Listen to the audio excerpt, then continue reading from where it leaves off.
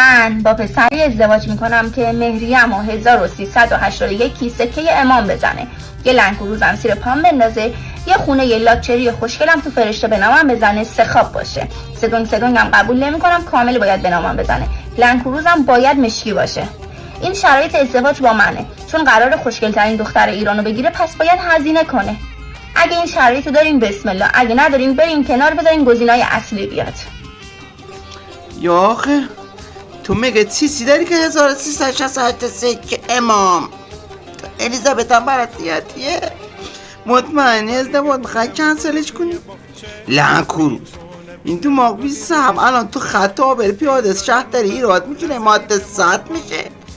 یه لنکوروز که ایتی یه برزی میلاد باید خرزین 20 سب شه، اما یه خونه عمیق 2 در 2 برادرم توالت بیشی سرشو از زندگی کن بدونی دقدقه. اصلا نمیخواد تو ازدواج کنی، هر چی تو رسید ما یه بشخار مادره برش باباش تو خبته کن مخوره والا ولیش کن برو امید خدا ره بزه گزینا بعد بیا ما نیمه خمیر برو